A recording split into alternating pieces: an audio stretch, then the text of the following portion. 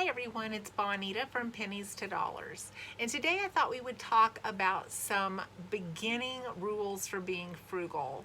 If you are just starting out to try to be more frugal and try to conserve your resources, I thought I would give you a few tips to try to help with that. Or maybe if you're already frugal, I will come up with some things that you haven't thought of doing. I'm always looking for ways to save more of my money. I'm always looking for ways to try to free up more of my time by not working as much to pay for everything that I need.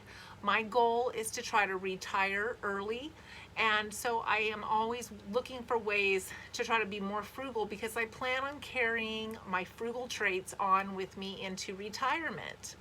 So the first rule of being frugal is to conserve. Conserve everything that you can, reduce your usage.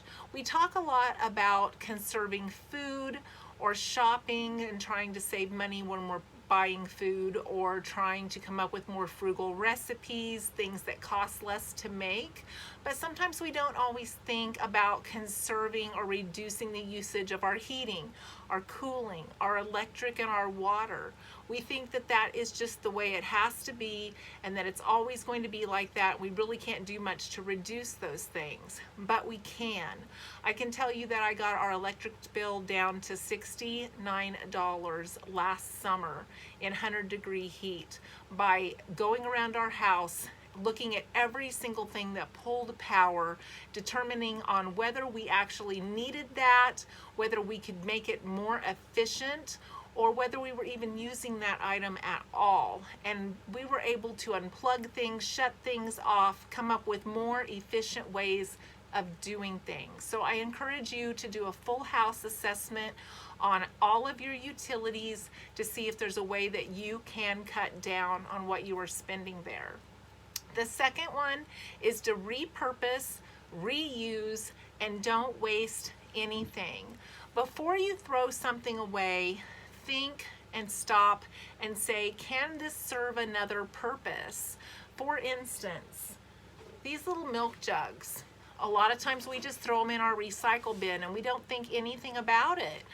But I have a goat, and he's decided that it's really fun to eat all of my plants that are coming up. So I cut this off, made two halves, cut a little corner in this half, took the lid off of this half, and made two covers to go down over my pepper plants.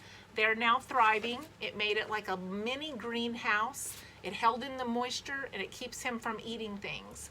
It also keeps the rabbits and the other things from getting to your precious plants. So before you throw things away, think about, can it be used for something else? I've also had this antique frame forever. It doesn't have a glass on it, and I thought it was so cute. What could I do with it? I took it and put a tag in there that's from the year that I was born.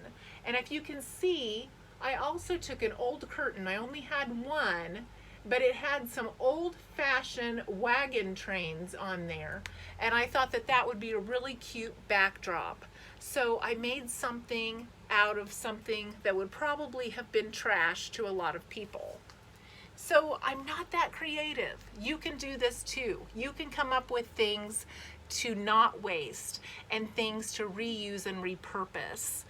I reuse foil if we use foil, and I can, and it's not messy. I reuse baggies. I reuse bread bags. I reuse jars.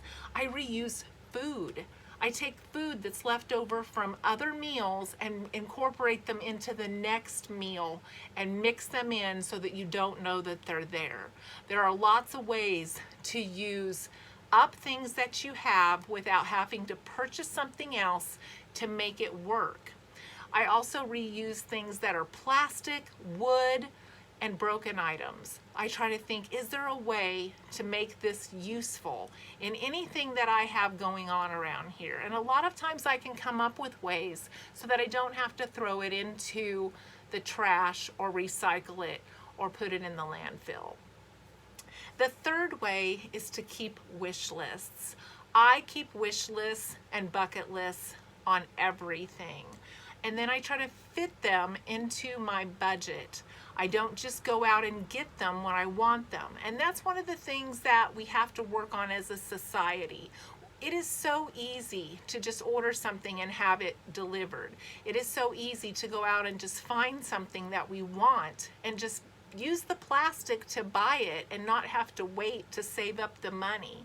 But if you can wait to save up the money for vacations, for new items, even for food items that you are out of, or for large purchases, it will make a huge difference. I just bought a used car and I paid cash for that because I had saved up the money. Then I didn't have all of the extra expenses with having a car payment, with having full coverage insurance, and with having those kinds of costs that go into buying something new. There's a lot of hidden fees that go into that, but I skipped all of those. And food items, I will keep a running list of what I'm out of, and then I only buy it as I need it. And I also only buy it as it's on sale or as I have a coupon to make it a very good price. I don't just write down what I want and go get it. I look at what I already have, figure out what I can make or what I can use in the meantime. I substitute all of the time for things in recipes rather than just going out and buying what is ever in the recipe. I just substitute.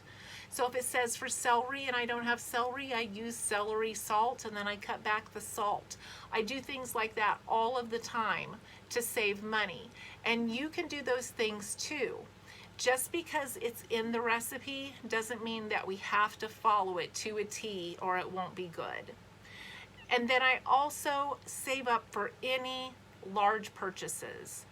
Always I save up for the large purchases because I don't want to be stuck having more debt. My goal is to get my debt down, not to have more of it. And if you can save for those purchases and wait a little bit, you'll not only not have the debt, but I can guarantee you, you will take care of the item better than if you know you can just go out and buy another one again with your plastic. Number 4, stop all installment payments. They try to make it easy for you. They say you can pay your car insurance monthly. You can pay your house insurance monthly. A lot of these have hidden installment fees. My car insurance installment fee would have been $9 a month. So by canceling that, I saved 9 times 6. I saved $54 every 6 months by making one payment.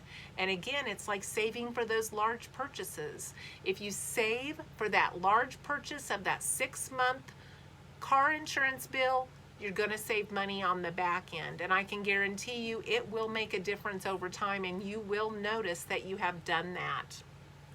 If you save in small ways, they do add up. A very wise person said, if you save $10,000, you have $10,000. But if you save $1 10,000 times, you also have $10,000. So it doesn't matter how you get there. And for a lot of us, saving $10,000 off the top is going to be difficult, but we can save $1 10,000 times. So think about what is your basics. Look at your bare bones budget. What do you need for food? What do you need for housing? What do you need for utilities?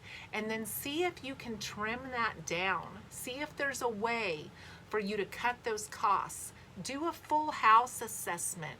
Look at everything you are using that costs you money. And I guarantee you, you can find some places to trim that down.